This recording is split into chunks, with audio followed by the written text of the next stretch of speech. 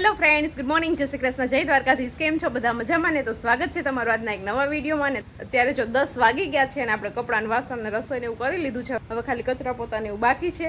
દિત્યાને જો હમણાં મેં ઉઠાડીને એને રેડી કરી છે. અને આજે 15મી ઓગસ્ટ છે, આપણો સ્વાતંત્ર્ય દિવસ છે. તો ભારત માતા કી જય, જય હિન્દ. જો દિત્યાબેન ગયા હતા ચમચો પીવા માટે. ચમચો પીવા ગઈ હતી ને? પીવડાવ્યો ચમચો? કોણે પીવડાવ્યો? પછી શું આપ્યું તને?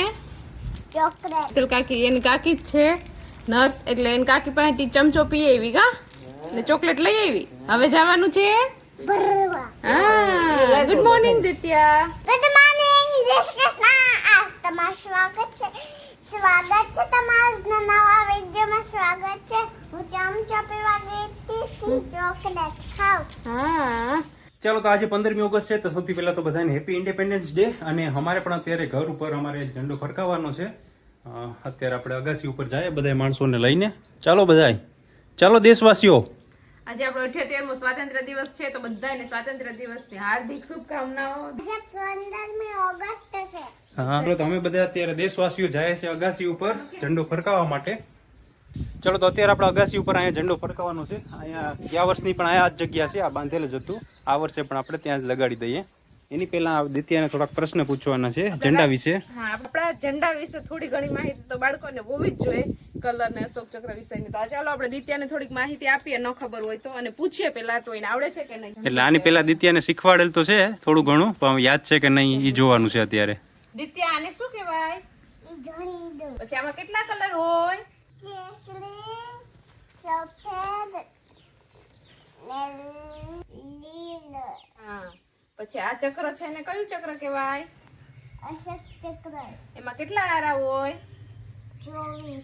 હા, તો દિત્યાને એટલી માહિતી પેલા શીખવાડી હતી, પણ હજી યાદ છે, ભૂલી નથી. ચાલો, તો હવે આપણે આપણા રાષ્ટ્રધ્વજને ફરકાવી દઈએ. હર ઘર તિરંગા છે ને, લહેરાવી દઈએ આપણે.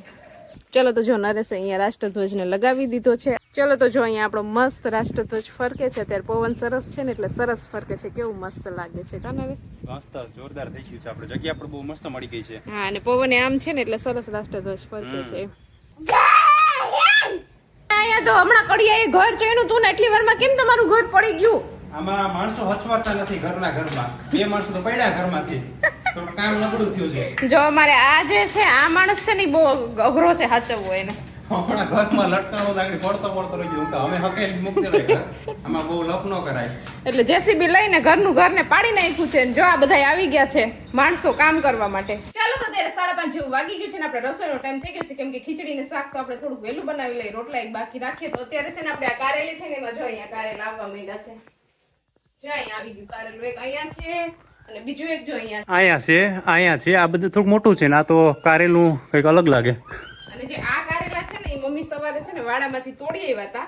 પણ આપણે આટલા ઇનફ થઈ જશે 4 માણસો માટે. એટલે આ 2 કારેલા છે ને, એને આપણે તોડવા નથી અત્યારે. એવું લાગશે ને તો પછી પાછા 2-3 કારેલામાં આવી જશે. હજી ફૂલ ખીલે છે ને, તો કારેલા આવી જશે ને તો પછી બીજા શાક માટે એ થઈ જશે. એટલે શું કહેવાય દિત્યાને?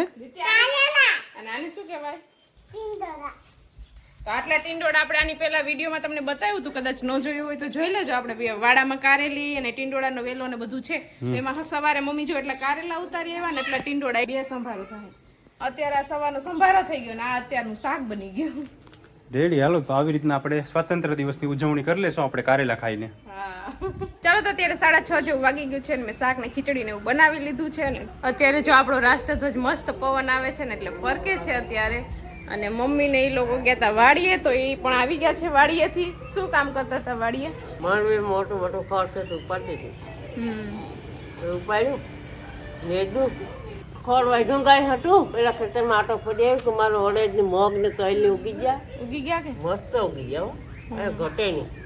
3 પાંદડા થઈ ગયા મગ ને અડદ ને. હવે આપણે દિવાળીની પાકી રહ્યા 3-4. ત્યારે મારે જવાનું છે સુપાસી. દિત્યાને ઘાટી જવું છે, કઈ ખાતી પીતી નથી, તો કાલે ગયું હતું ને આજે જવાનું કીધું હતું. હું ને દિત્યા બે જઈએ છીએ અત્યારે સુપાસી. પછી આવીને પાછા આપણે શાક વઘારવાનું બાકી છે. કારેલા બફાઈ ગયા છે, તો આવીને આપણે પછી શાક વઘારી નાખશું. ચાલો, તો અત્યારે 8 વાગી ગયા છે અને આપણે જો સુપાસી ગયા હતા તો આવતા રહ્યા છીએ. અને આવીને આપણે શાક બાકી હતું વઘારવાનું, તો શાક વઘારી નાખ્યું છે. અહીંયા જો આપણે સવારે વાડામાંથી કારેલા ઉતારી આવ્યા હતા મમ્મી, તો એનું આપણે સરસ મજાનું લોટવાળું શાક બનાવી નાખ્યું છે. તો શાક રેડી થઈ ગયું છે.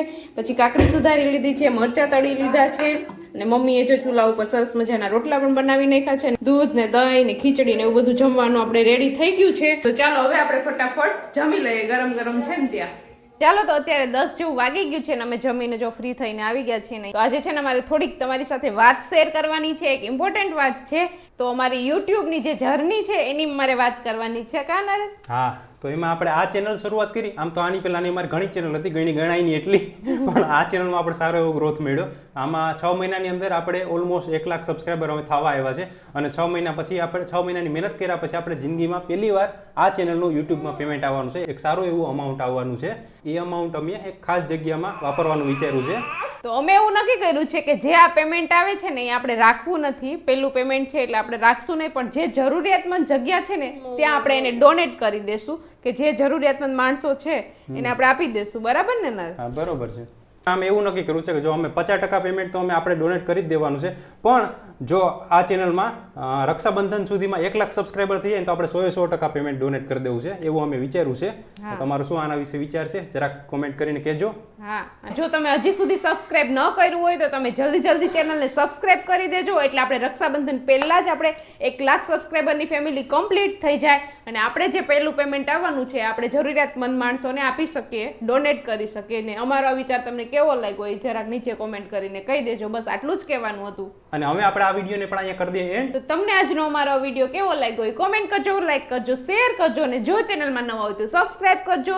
આવતીકાલે મળીશું નવા વિડીયો સાથે. ત્યાં સુધી bye, good night. Bye bye, good night. Bye by.